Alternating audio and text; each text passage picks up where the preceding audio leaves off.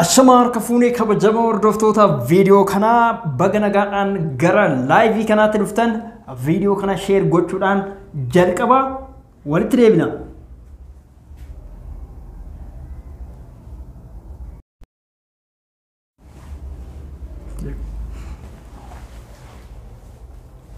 Hi.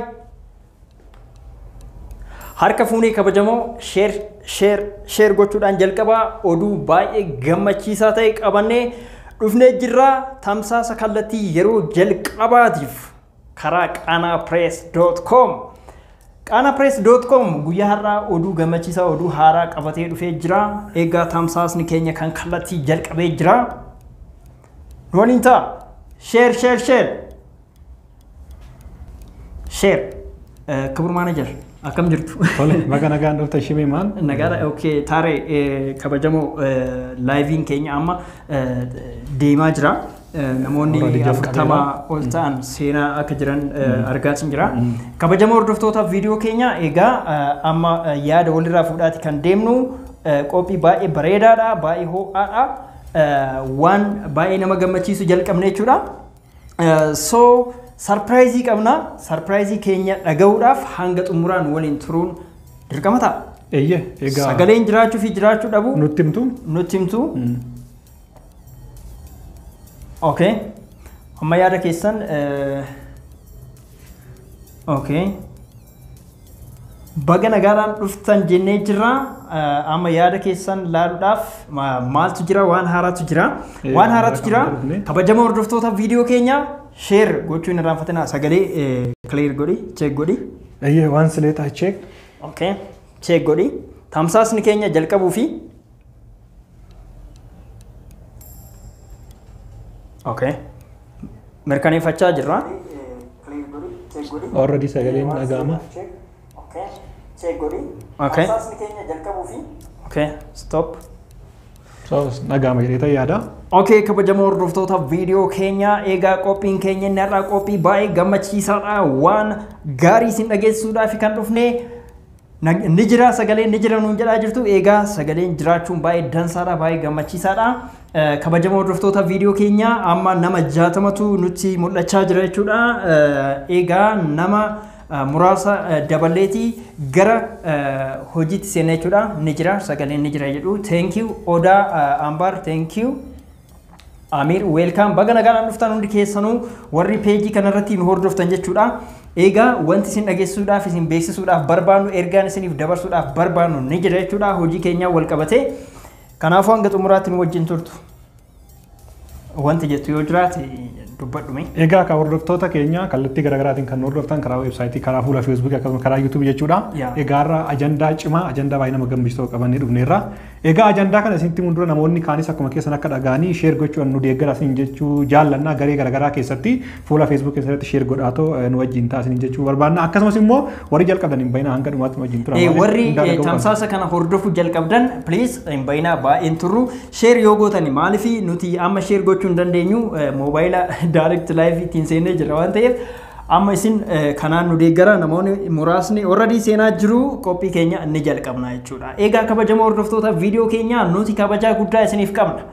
Kabajaa guddaa wanti isiniif qabnuufis jechuudha. Namoota amalli isaanii nutti hin tolle yookiin hojii keenya irratti dhiibbaa godhan baasnee jirra. Already namoota hin barbaanne nu baasnee jirra. Namoonni nu laalaa jiran hundi isaanii namoonni peejii kanarra amma nu argaa jirtan hundi keessan warra nutti toltanii nu waliin jirtanidha jechuudha.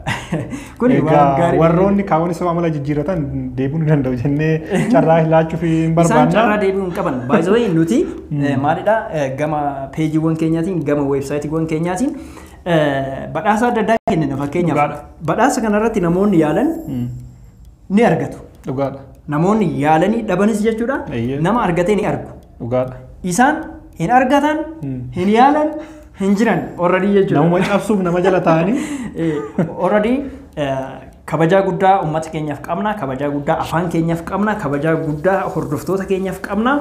Kanaafuu nummoo dandeettii qabnuun waan fedhiin keenya mul'ise jechuudha. Waan nutti mul'ate gara hawaasa keenyatti dhiyeessaa jirra.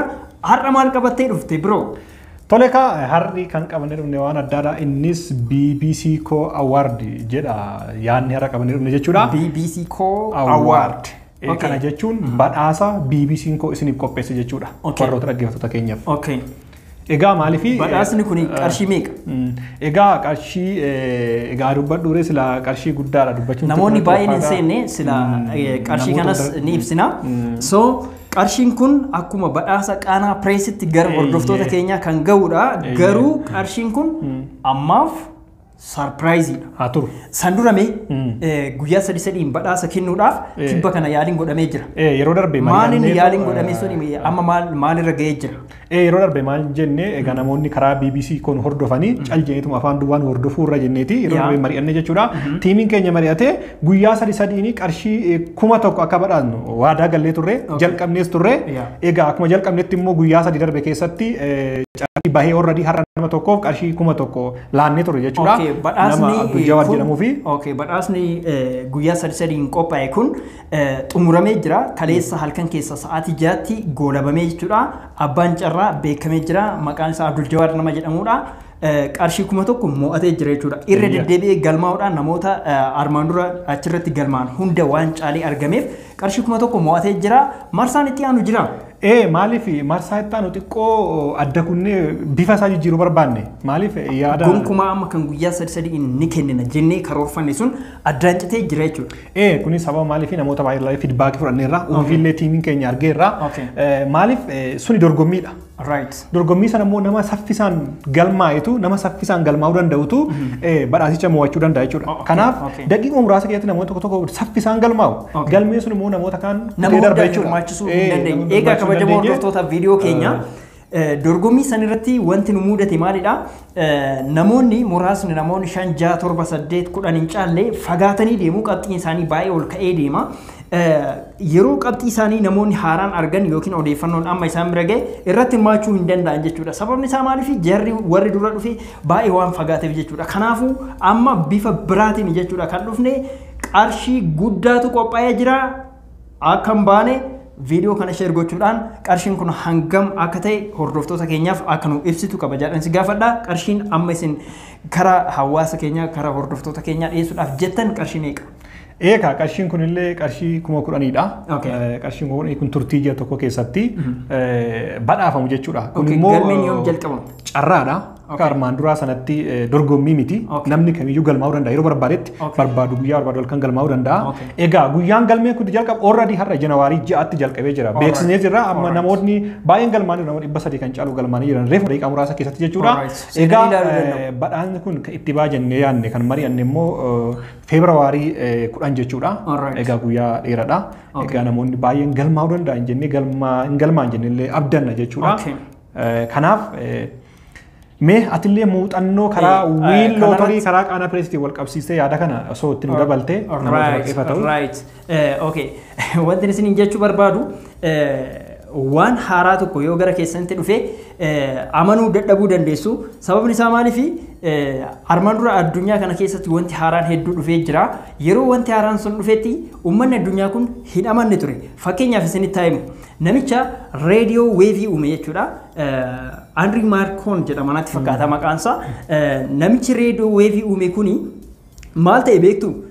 Lafa kanarra taa'ee waan karaa samiitti ergamee achirraa yeroo as deebi'u hojii hojjechuu danda'u wayii nan uumaa nan danda'a waan san jedhee uummata sanitti yeroo san hime jechuudha. Kanaafuu namni maal godhee firoonni isaa hiriyoonni isaa namoonni waliin jiran jechuudha. Andrii Maarkoon namichi kun maraatee jira jedhanii fuudhanii hospitaala warroonni maraatan keessatti hidhaman yookiin akka warra biyya keenyatti hospitaala Amaanu'eel jedhamu kan hoteela akkana hospitaala akkana geessanii namicha kana hidhanii jechuudha. Kanaafuu namni keenya yoo amanuu baate wanti kun dhugaa itti fakkaachuu baate gaaf tokko mirkaneeffachuu ni danda'a. Hanga ammaa already kan mirkaneeffachuu hin dandeenye tokkoffaa namni sunuu dadhabina qaba jechuudha. Maaliif namoota badhaasni kun qaqqabaa ture lakkoofsa bilbilaa isaanii biyya isaan keessa jiran wajjin kaayaa turre jechuudha. Ammas arguu danda'u jechuudha. Kun jechuun mirkaneessuudha jechuudha. Hawaasa kanaaf mirkaneessuudha jechuudha. Lammaffaa namni tokko waan faayidaa hin qabne of ol baasee gara hawaasa ol baasee viidiyoodhaan qaamaan dhufee waan dubbatu jechuudha. Gama biraatiin immoo uummanni keenya akka namanni maaltu isaan godhaa ture oduu sobaatu jira. walsaamichatu jira fakkeenyaaf badhaasni akkanaa si ga'ee warqiin si ga'ee jira doolaarri hanganaa si ga'ee jira kanaafuu isa kan fudhachuudhaaf qarshii hanganaa galchii jedhanii Itiyoo Telekoom irraa akkana ta'eera BBC irraa akkana ta'eera maal jedhanii sobaa turan waan kana immoo of eeggadha wanti kun soba jechuudha wanta akkasii sun soba gama keenyaan kan jiru garuu qarshii tokkollee isinirraa hin barbaannu qarshii isin hin gaafannu jechuudha wanti guddaan wanti isin beekuu barbaadan qabdan yeroo badhaasni kun isin ga'us namoonni hanga ammaa badhaasni isaan ga'es qarshiin takkallee irraa muramu yookiin immoo isaan qarshii biraan galchan jechuudha qarshii 10,000 yoo ta'e 10,000tu gala jechuudha maraafuu bbcco.com qarshii meeqa qabatee dhufe qarshii meeqa qabatee dhufe egaa ka BBC ko duraalee dubbateen ta'e qarshii 10,000 qabatee dhufe qarshii 10,000 egaa yaada jirre wanti ko waan dabaluun qaba maaliif yeroo baay'ee yoo yaada addaa qabaatte namni sin amanu fakkeenyaaf namni dhibbi qullaa deeme achi keessa tokko yoo uffata uffate eenyudha maraatan uffata uffate sanidha maaliif yeroo baay'ee fakkeenyaa fi qarshii kana namni lafaa ka'ee akkamitti namaaf kennaa jedhee namoonni baay'een gaaffii nama gaafatu namni qaama na gaafate jira namni beena gaafate jira egaa kun immoo maaliif dhaggeeffattoonni keenya cal jedhaniituma afaan dhugaa dhaggeeffachuu waa yoo kennineef moo caalaa jajjabaatu kan jedhu egaa namoonni mas keessa moo carraa kanaan fayyadamuus jiru waan ta'eef maaliif yoo xiqqaate jetti amma naannoo qarshii 25,000 tiimii keenya irra ba'aa jira kana jechuun as the same time namni tokko qaana pirees irraa 15,000 BBC irraa 10,000 mo'achuu danda'a yoo abbaa carraa 25tu garee keenyarraa jedhan gara hawaasaa deemaa jira. Eeyyee gowwoomsaa gara garaa akka of eegdan akkuma tiyetti maaliif namoonni baay'een hin gowwoomsamu fakkeenya maqaa keenya fayyadamanii jechuudha. Egaa qaana pirees irraa BBC irraa qarshii hamma kana qarshii 20 isinii ba'eera. Kanaafuu akkaawuntii keessa qarshii hammi kanaa isinii ba'e waan ta'eef qarshii kanarra isinii gashuuf immoo akkaawuntii keessan wajjin qarshii 500 hagana qarshii 1,000 ergaa qarshichi immoo erga isiniif galayanii namoonni gowwoomsanii namarraa nyaatan jechuudha. Qarshii namni namaaf kennu yookiin waan tokko namni namaaf kennu akka ilaalcha dhuunfaa kiyyaatti fi akka garee kiyyaatitti maal godhaa mallaqa biraa nama gaafata hin soba jechuudha mallaqa dursee isin gaafata jechuun kun hattuudha jechuudha kabajamtoota hordoftoota keenya dogongora namoonni biraa hojjetan fuutanii nama biraa irraan kaayina namni sun itti gaafatamuu qaba already isaanis eenyummaa isaanii ni dhoksu jechuudha kabajama hordoftoota viidiyoo keenya mucattiin takka tibba kana Beerut keessa jechuudha Beerut keessatti itti bilbilanii Beerut jiraatti qaana pirees irraa badhaasni marsaa afuraffaa si ga'ee jira qarshii 500 galcheedhaan qarshii baay'ee miti isheen immoo lakkoofsa keenya waan beektuuf kallattiidhaan ni galche nutti bilbilte jechuudha yeroo nutti bilbiltu itti himne jechuudha nuti guyyaan isin geenye kan marsaa afuraffaan itti ba'u ganaa xumura ji'a kanaa irratti jechuudha so namoonni akkana soban ni jiru namoota akkanarraa of eeggadhaa maqaan keenyas akka hin banne jechuudha waan jenne immoo nuti dhibbaan dhibbatti ni goona amantanii amanuu baattanii sun abbaa gala jechuudha. Amma qaana pireesii qarshii 15,000 ji'a kanatti qabatee yoo dhufu bbcco.com immoo qarshii 10,000 qabatee dhufee jira kan viidiyoo kana irratti hojjechuu barbaanneefis yaadni beeziin guddaanis jechuudha. bbcco.com keessa seenaati. BBC Award meenuu keessatti BBC Award kan jedhu jira isa tuqaa ammuma akkuma qaana pirees irratti galmaa turtanitti seenaa galmaa carraa gaarii isiniif haa ta'u barri kun bara wanti isin yaaddan hundi itti isiniif milkaa'u isiniif haa ta'uun isiniin jedha yaada isin amma nuuf barreessaa jirtan immoo please dubbisuudhaaf hin dandeenye laayitiin ija keenya irratti ifaa jira waan ta'eef jechuudha kanaaf dhiifama isin gaafanna yoo namoonni gaafii gaafattanii deebii osoo isiniif hin deebisin hafne jiraate dhiifama guddaa isin gaafachuu barbaanna itti dabalibe. Egaa ka hordoftoota keenya jechuudha kallattii garaagaraatiin namoonni hordoftanii egaa carraan kun carraa baay'ee guddaadha kanaafiyyuu irra deebi'ee jajjabeessuun barbaada galmaa'uu qofaanii carraa kana mo'achuu dandeenya jechuudha maaliif namoonni yeroo darbe marsaa tokkoffaa badhaasa BBC keessatti hirmaachuu hin dandeenye fakkeenya namni baay'een isin jalaa 2,000 galmaa'ee warri reefu dhuftan immoo abdii kuttanii nu galmaa'uu hin dandeenye jettee namoonni daariitti nuti bilbilaalee turtan koomintiillee kaa turtanii amma immoo carraan kun nama hundumaafiyyuu banaadha abbaan carraa qabu yeroo kamiyyuu galmaa'ee halkan galmaa'ee guyyaa galmaa'ee yeroo hojii isaa boqonnaa qabutti galmaa'ee badhaasicha mo'achuu hin danda'a waan ta'eef egaa abbaan carraa eenyu akka ta'e hin beeknu namni galmaa'e hundumaa abbaa carraa ta'uu danda'a achi keessa namni tokko kanaafiyyuu namoonni yeroo qabdan yeroo keessan wantoota garaagaraatti hin dabarsinaa egaa nu wajjin taatoo galmaa'atoo qarshii 10,000 ji'a tokkotti badhaafamaa isin jechuu barbaanna. Badhaafamuu ni dandeessu gama biraatiin namoonni keenya hawaasni keenya keessattuu uummanni keenya jechuudha namoota jajjabeessuu fi karaa poozitiif ta'een fudhachuu sirriitti of leenjisuu qabna jechuudha kabajamoo hordoftoota viidiyoo keenya fakkeenyaaf qaanaa pireesii fi biigboolii.com wajjin ta'uudhaan badhaasa yeroo afuraffaadhaaf qopheessinee jirra jechuudha. Har'a immoo weebsaayitii biraa qabannee dhufnee jirra jechuudha. Boru immoo kana caalaa uummanni keenya haamilee kan nuuf kennu yoo ta'e kanaa ol waan biraa qabannee dhufnee jechuudha. Yoo nuti qabachuu dadhabne yookiin yoo nuti waan haaraa gara hawaasa keenyaa fiduu dadhabne namoonni nurratti ilaalanii waan nuti yaanne kana sirriitti fooyyessanii irratti hojjetu jechuudha. Kanaafuu uummata keenyarraa wanti eeggamu waan hunda mormuu yookiin karaa hin taane hubachuu sun ta'in karaa bareedaadhaan hubachuutu irra jiraata. Keessattuu kabajamoo hordoftoota viidiyoo keenya waa'ee online workii yookiin online biizinasii irratti wantiin ani isinitti himuudhaaf barbaadu akka nama dhuunfaa tokkooti jechuudha. Feesbuukiin maaliif warra Feesbuuk irratti hojii adda addaa hojjetaniif mallaqa kaffala. Fakkeenyaaf viidiyoo warra hojjetaniif warra faranjoota argitaniirtu viidiyoo baay'ee ilaaltu. Viidiyoon kun hundi bilisaan waan hojjetamu isinitti fakkaata. Maaliif irratti hojjetu? YouTubein maaliif mallaqa namaaf kaffala? Googlein maaliif mallaqa namaaf kaffala? Uummanni keenya yoo nuti mallaqa wayii isiniif kaffalle yookiin akka dhaabbata tokkotti fakkeenyaaf Feesbuukiin facebook.com jedha. YouTubein youtube.com jedha. BBC Co kan jedhu weebsaayitiin keenya bbcco.com jedha. qaanapress.com jedha. Biigbooliinis akkasuma biigboolii.com jedha. Wanti kun walitti dhiyaata. .com dha wanti kun. Dhaabbata akkasii ta'uu danda'a yoo namni jabaatee irratti hojjete dhaabbanni tokko lafaa ka'ee jechuudha. Kabajamoo hordoftoota viidiyoo keenyaa biizinasiin onlaayinii kun jechuudha isin baay'ee mormisiisuun qabu yoo waa shakkitan jechuudha shakkuu keessanii fi konkluuzinii yookiin murtii bira ga'uu dursa jechuudha.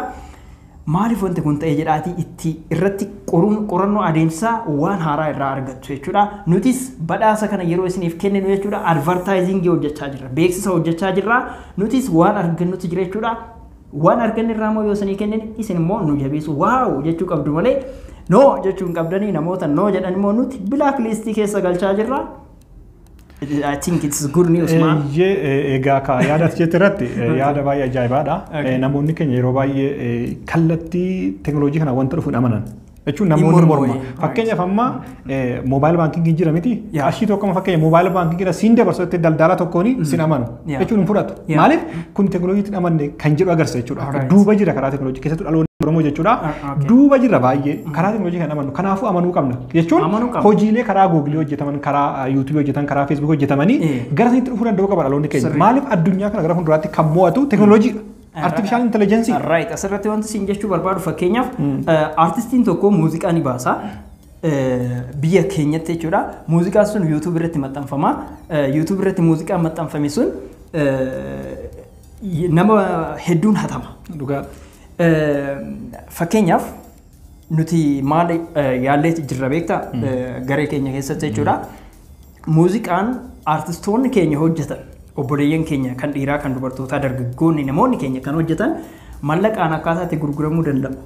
Artistoonni keenya waan ifaajii isaanii akkaataa itti argachuu danda'an haalli itti danda'amu irra geenye jirra garuu kana ji'a ji'aan uummata waan hunda beeksisuu waan haaraa itti fiduu fi biizii gochuu hin barbaanne ammaaf ummata keenya iyyuu amansiisuun hojii guddaadha beektaa. Uummanni kanarratti immoo namoonni poozitiif taatan yeroo hundumaa jechuudha ummata keenya amansiisa. Uummanni keenya amanuu dhabe malee wanti gurguddaan hedduutu jira jechuudha. Wanti ummata keenya fayyadu, hawaasa keenya fayyadu, jireenya isaa fooyyessuuf hedduutu jira jechuudha. Qotee bulaan baadiyyaa keessa jiru yookiin namoonni hojii kamiyyuu irra jiran jechuudha galii dabalataa karaan itti argachuu danda'an, jireenya fooyya'aa karaan itti jiraachuu danda'an ni jira jechuudha. Kabajamoo hordoftoota viidiyoo keenyaa yoo nu waa wallaalle jechuudha waan hunda akka beeknetti of lakkaa'uun qabnu.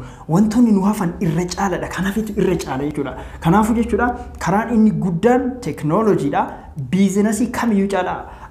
Meegaa fi tokko isin gaafadhu fakkeenyaaf hordoftoota kiyya kan hin gaafadhu jechuudha.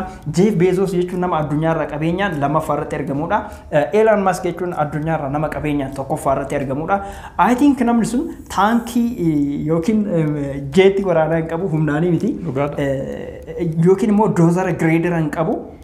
Namni sun jechuudha doozara gireedara hin qabu, kontiraaktara miti, riil isteetii hin qabu yookiin investara ta'ee lafa qonnaa hin qabu jechuudha. Namni kun haa ta'u malee sammuu isaa keessaa karaa teknooloojiitiin dhufee addunyaarra qabeenyaanis guddaa ta'ee jira jechuudha. Addunyaan keenya waan nama sanaa osoo haasa'in ooluu hin dandeessu jechuudha. Miidiyaan waan nama sanaa osoo hin kaasin ooluu hin danda'u jechuudha. Teknooloojii guyyaa guyyaadhaan nama fooyyessaa jirudha namni kun jechuudha.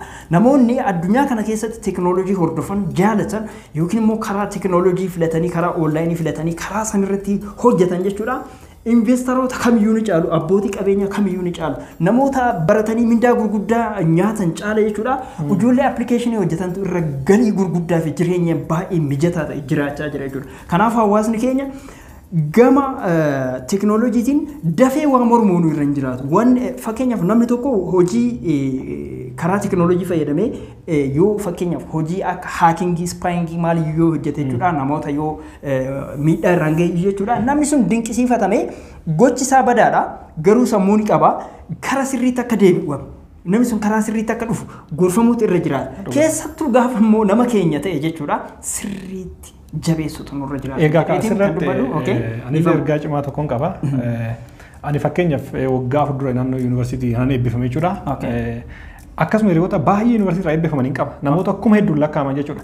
Egaa har'a namoonni kun eessa jiran jedhee yaadu baay'een isaanii dhokatanii lafa baadiyyaas lafa magaalaa garaagaraatti illee jiru jechuudha. Maaliif? Egaa mootummaan biyya keenya dadhabanii ikoonomii waan jiruuf hojii namaaf hin kennu. Egaa dhaloonni keenya immoo sammuu barate qabu kun sammuu appilikeeshinii garaagaraa weebsaayitii garaagaraa hojjechuu danda'u dandeettii garaagaraa qabu kuni dhokateetoo lafuma ruu qabee jira jechuudha. Egaa carraa kanaan gara teknooloojiitti akka isaan dhufanii immoo wantoota garaagaraa akka hojjetan hojii garaagaraa akka hojjechuu danda'an isaan jajjabeessuun barbaada. Maaliif? Egaa lookaalii wantoonni amma fiizikaalii naannootti hojjetaman yoo dhabamanii jechuudha karaa teknooloojii kana galii dabalataa argatanii jireenya isaanii fooyyessuu hin danda'an jechuudha. Maaliif?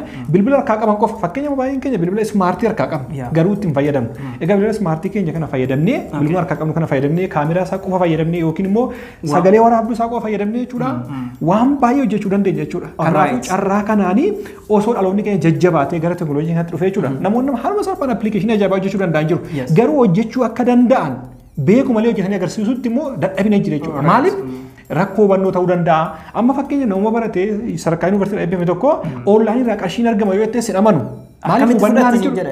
Akkamitti fudhattu? Ana nama akkasii naan jedhee jira. Nama maal naan jedhetu jira.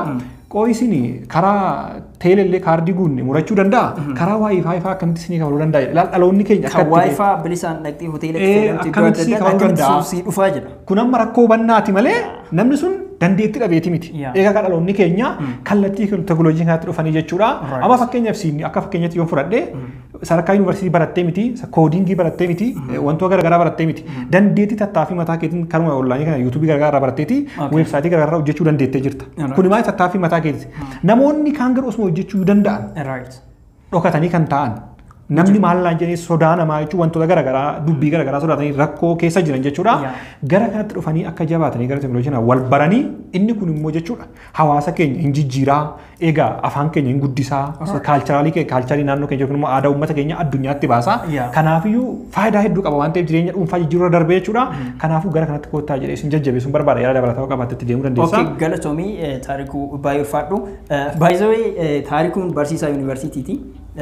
Already ani barsiisa standardii waan sanirra ga'ee miti. So yaadni inni isiniif kennu kun namoota carraa yuunivarsiitii seentanii yookiin sadarkaa barnootaa guddaarra geessanii yaada namaa qoodachuun argatiin karaa onlaayiniitiin kunoo namoota adda addaatiin wal bartanii yaada walirraa fudhachuu ni dandeessu jechuudha. Kabajamoo hordoftoota viidiyoo kana wanti isiniin jechuu barbaadu guutumaan guututti ummata positive taane yookiin hawaasa abshaala yookiin waan dhufe kana karaa sirriitiin waan dhufe hundayyuu waan badaallee namni karaa sirriitti deeffachuu danda'a. Namni tokko yoo isin abaare karaa gaariitti akka isiniif deebi'uuf yoo gaafattan hawwitan waan sun karaa gaariitti isiniif deebi'a jechuudha. Kabajamoo waan gaariitu dhufaa jira gama intarneetii kanaan jechuudha. Garuu hawaasni keenya maaliin hidhamee jira? Waan isaan fayyanneen hidhamee jira. I think namni teknooloojii fayyadamu jechuudha. Namni karaa teknooloojiitiin humna godhate mootummaan tokkollee isa daangessuu hin danda'u. Mootummaan humna ni qaba garuu mootummaan tokkollee isa daangessuu hin danda'u. Biyya tokko dhiisee yoo Itoophiyaan wajjin deemuu didde Keeniyaa wajjin deemee hojjechuu danda'a. Tuniiziyaa wajjin hojjechuu danda'a. Biyyoota biroo wajjin hojjechuu ni danda'a jechuudha. Hawaasni keenya moobaayila qarshii 70,000 bitee qabata. 80,000 bitee qabata. 20,000 bitee qabata. Moobaayilli harka keessan irra jiru kun jechuudha. Akka ilaalcha kiyyaatti kabajamoo hordoftoota viidiyoo keenya mallaqa addunyaa kana keessa jiru yookiin diinagdee addunyaa kana keessa jiru mallaqa guddaa galii guddaa akka mastaawotiidhaan mirar maal jedhamti daawwiteedhaan laalutti mallaqa daawwiteedhaan akka laalaa jirtanii natti fakkaata. Namoonni moobaayilaa fi kompiitara harkaa qabdan galii gurguddaa argachuu dandeessu karaa onlaayiniitiin. Garuu achi ga'uun moobaayila sanii miti kan achiin isin ga'u hagam tokko isin karaa onlaayiniitiin jechuudha waa soqxanii jirtu. Hagam tokko karaa onlaayinii kanatti amantanii jirtu. Baay'ee duubatti hafnee jirra jedheeti yaada keessattuu badhaasa qaanaa pirees faarratti qopheessaa jirru kan uummata amansiisuun hojii ulfaataa kan nutti ta'e mallaqa san kennuu miti. Dhugaas hin jedha mallaqa san dabarsinee namaa kennuu yookiin immoo haala mallaqa san irratti liist ta'an sanneen sirreessuu miti. Teknooloojii kana gara hawaasaa fiduu miti kan nutti ulfaate. Hawaasa keessa ilaalchi jiru kana karaa qajeelatti deebisuudha jechuudha. Uummanni keenya waa'ee nama hiyyeessaa kennis hin jedha. Nama hiyyeessaaf mallaqa kennuun nama san hin jijjiiru gaayis. Hawaasni keenya wanti dogongoruu hin qabne jechuudha. Hiyyeessa mallaqaan gargaaruun hiyyeessa san hin jijjiiru. Hiyyeessa tokko karaa yaada saayikolojiitti yoo nu deebisan hiyyeessa tokko jijjiiruudhaaf hiyyummaan isaa maal akka ta'e baruu. Hiyyummaan isaa ilaalcha isaa yoo ta'e ilaalcha isaa sirreessutu hiyyeessa san hiyyummaa keessaa baasa malee hiyyeessa san mallaqa yoo kennitaniif hin jijjiirtan jechuudha. Gonkumaa hiyyummaan isaa akka itti cimu gootan mallaqa isin guyyaa hundan kennitaniif namichi mallaqa qofa eeggata jechuudha. Fakkeenyaaf atileetiin tokko kiiloomeetira 42 I think maaraatooniin kiiloomeetira 42 kiiloomeetira 42 fiigee dadhabee warqee argata xumura irratti. Namni hojjetee mallaqa argachuun akka atileetii saniiti jechuudha. Warqee argate kana naa kenni yoo jedheen hiyyeessi tokko hiyyeessi maal dhabee hiyyeessa jedhame qabeenya dhabee hiyyeessa jedhame jechuudha. Hiyyeessi kuni warqee kana naa kenni yoo jedhee namichi kiiloomeetira 42 fiigee warqee argate kana yoo kenneef namichi kun ammaan achis nama fiigee mo'ate warqee akka kennuuf irraa eeggata malee fiigee warqee argachuudhaaf hin hojjetu yookiin hin faatu. Hiyyeessa tokkoof jechuudha hiyyummaa isaa hubachuu yoo hir'ina fayyaa qabaate yookiin rakkoo yeroo muraasa isin gargaartanii keessaa ba'u yoo ta'e isa san gargaaruun baay'ee dansaadha. Garuu mallaqa kana nama tokkoof maaf hin kennine siin jechuun sirrii miti. Mallaqni kun maal qaba of duuba? Hawaasa keenya gara teknooloojiitti asarkisu appilikeeshinoota adda addaa akka inni itti fayyadamu appilikeeshina bilbila keessa irra jiru appilikeeshina mallaqa galchuu danda'utu jira. Hojii gurguddaa hojjechuu danda'utu jira. Appilikeeshinootuma sanuu akka itti fayyadaman yoo barsiisne hawaasni keenya step by step miila baasaa jechuudha. Ni jabaataa jechuudha. Egaa fakkeenya tokkotu jira. Fakkeenya itti dabalu tokko jira. Egaa akkana jedhama. Nama qurxummii qabu tokko jira. Egaa nama qurxummii qabu kana yeroo hundumaayyuu qurxummii qabe keessa nama tokkoof kenna jechuudha. Nama isa taa'ee eeggatu jira hundumaayyuu. Qurxummii tokko tokko irraa kennaa yeroo hundumaa isaayyuu namichi taa'eetuma eeggata. Egaa qurxummii lagni qabachuma jira. Abbaa fee qabachuu hin danda'a. Inni barate sun garuu jechuudha. Namni qurxummii dhibbas qabatee jiru namichi suni takkittuma sana eeggata taa'ee yeroo hundumaayyuu. Egaa namichi kun maal jedha yeroo baay'ee maal yaade namicha kana yeroo hundumaayyuu qurxummii takka kennuufirra osoon akkatti qurxummii qabu barsiise gaariin ta'u jedhee yaada. Maaliif yeroo ta'utti namichi kun qurxummii sana eeggachuun dhaqu jechuudha. Maal godha? Ofuma isaatiyyuu qabatee itti fayyadamuu danda'a jechuudha.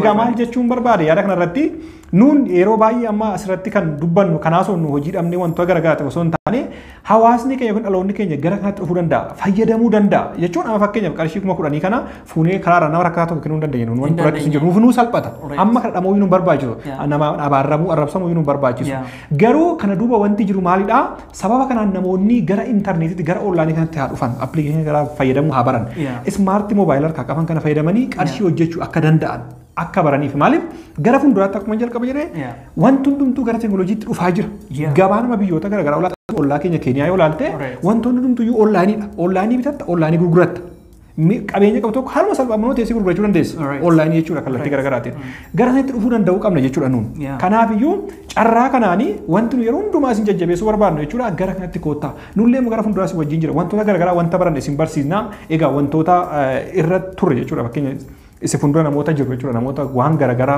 isin rakkisu egaa nu yeroo hundumaayyuu isin barsiisuudhaaf karaa weebsaayitii illee ta'e wantoota weebsaayitii wal qabatan akkatti weebsaayitii hojjetan karaa yuutuubii illee ta'e karaa feesbuuk illee ta'e wantoota garaagaraa dhaloota keenya wajjin jirra waan ta'eef nun waan qabnu tokko isaayyuu hambifannu jechuudha egaa namoonni dhaggeeffatan poozitiivatti yoo fudhatanii waan tokko yoo hambifannu waan ta'eef kanaafuu yaada dabaltoo qabaate.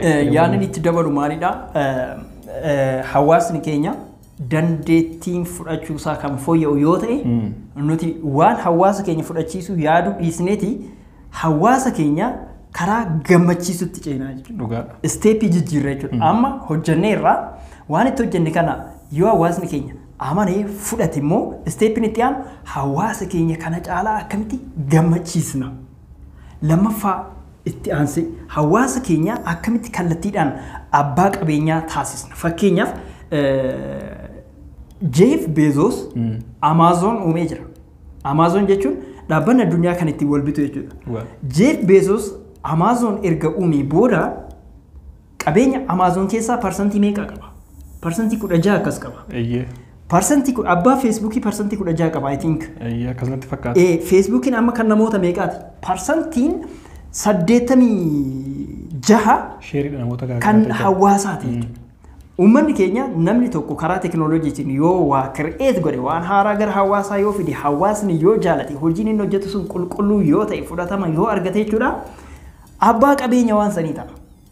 Bu'aa dhaabbanni sun fidu bu'aa teknooloojiin sun fidu irraa fayyadamaa ta'a. Wanti kun stock market system jedhamudha. Stock market jechuun aksiyoonii jechuudha. Biyya keenyatti aksiyoonii jedhameeti waamama. Share. Thank you very much Muhammad Umar Galatoomii. Kun sheerii jedhama jechuudha. Fakkeenya biyya keenya keessatti gabaan yeroo tokko tokko zayitiin ni dabala, sukkaarri ni dabala, feerroon ni dabala, meeshaaleen ijaarsaa ni dabalu jechuudha. Wanti kun maalirraa akkana ta'e beektaa?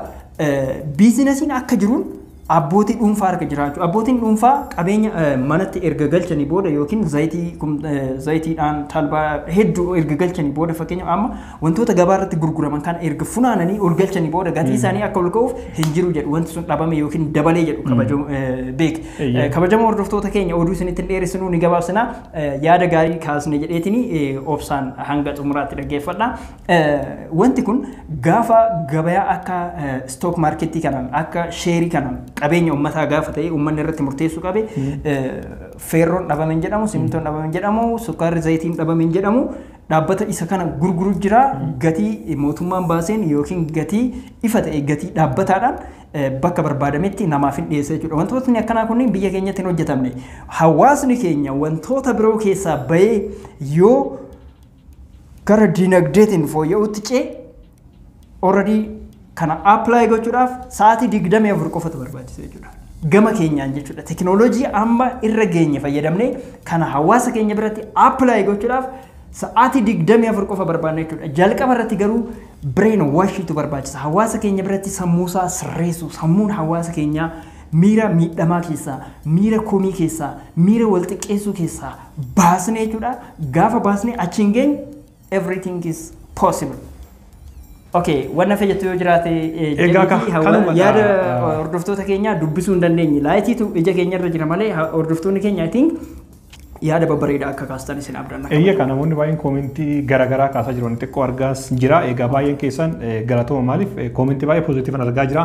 Jajjabaadhaa si waliin jira waan akkasii kan jedhu baay'ee argaan jira. Egaa kun immoo nu jajjabeessa jechuudha.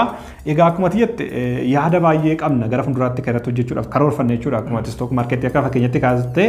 Egaa nuun immoo fakkeenya hawaasni kun nurraa yoo fudhanne xiqqoo nama qaanessa waan ta'eef yoo isaan immoo kanatti karaa poozitiivii ta'e nu fudhatanii namoonni kanatti karaa poozitiivii ta'e yoo hubatanii nuun immoo wanta qabnu gara fuulduraatti fiigna waan ta'eef egaa isin wajjin jira yeroo hundumaa isin jechuun barbaada. Egaa baay'eetti dheerisinatti fakkaata asaa dhiifamallee jechuu barbaadna asumaanii. Egaa gara yaada keenya isa ijootti deebinee gara dubbii keenya golabuutti osoo deemneen jedha akka yaada kootti ati maal jetta? Okay, thank you. Galatoomii. Wanti jechuu barbaadu hawaasa keenya keessatti ijoollummaa keenyarraa kaasnee wanti dhagaa guddanne tokko ni jira. Namni tokko yoo hojii sirriitti hojjeta yoo ta'e amma baadiyyaatti guddannee ijoollee baadiyyaatti loon tiksinee guddannee miilaan deemnee miila qullaa deemneeti kan baranne qotee bulaan sirriitti qotu yookiin gabaarratti waa olii gadi bitee gurguru namichi kun guraageedha jedhama. Kana jechuun maal jechuudha? Oromoon hin hojjetu yookiin sabni biraan hojjetu saba wayiitu jira jechuudha. Saba cimaan kan hojjetutu jira jechuudha. Sii galee? So ammallee dhaloonni kun jechuudha waan warri keenya jechaa ture san akkasumatti dabarsinee dhaloota itti aanu biraan ga'uun qabu.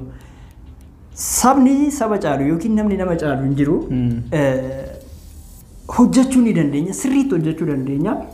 Hawaasni keenya garuu amma warra hojjetu kana akkamitti simataa akka gaariidhaan kana booda sirriitti fooyya'aa ilaalcha fooyya'aa ta'een simachuu qabna. Waan zaage yookiin waan tokko irra deddeebinee qaaqaa ooluu hin qabnu waan poozitiivii waan jireenya kee qabatamaan fooyyessuu danda'utti deemuu qabna. Qophiin keenya narraa baay'ee bareedaadha jedheetiin abdadha. Egaa bbcco.com qarshii 10,000 isinii qabatee dhufee jira. Yaadachiisa qaanaa pirees immoo jechuudha qarshii 15,000 marsaa afuraffaarratti isinii qabatee dhufee jira. bbcco.com BBC ergeettanii booda qubee kaafii ootti dabaltanii Google keessa search yoo gootan jechuudha. Weebsaayitiin har'a badhaasa haaraa qabatee dhufee marsaa jalqaba irratti qarshii 10,000 qabatee dhufee yoo hawaasni keenya sammuunsaa okay ta'e jechuudha. qarshiin kun baay'ee guddaa ni ta'a. Abdii qabna jechuudha.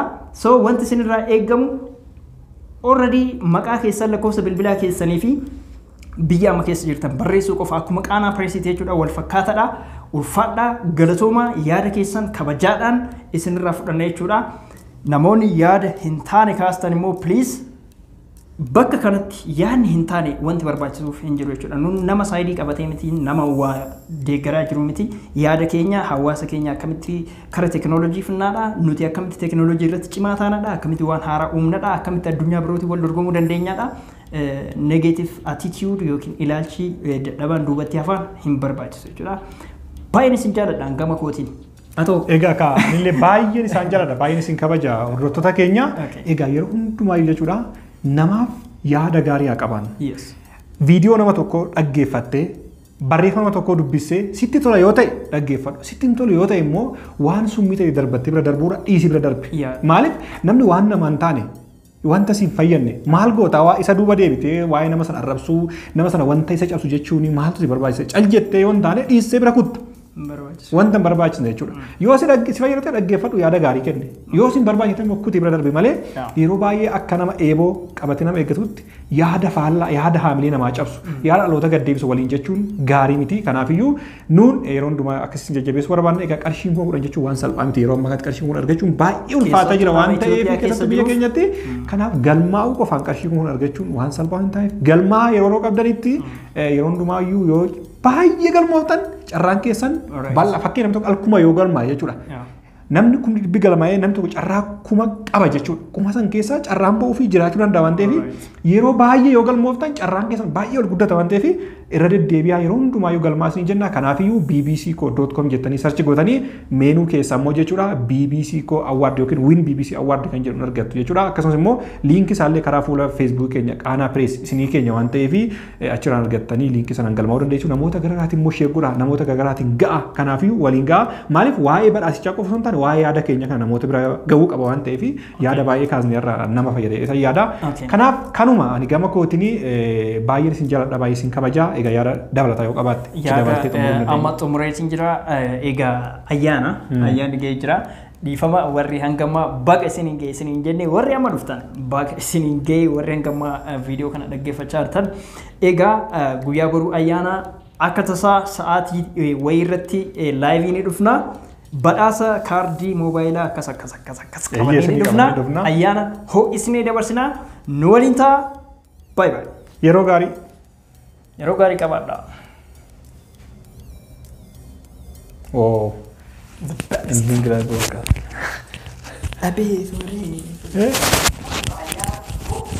Baay'ee jechuun ganaa viidiyoo editingii irra kan fa'aa akkas fayyaa.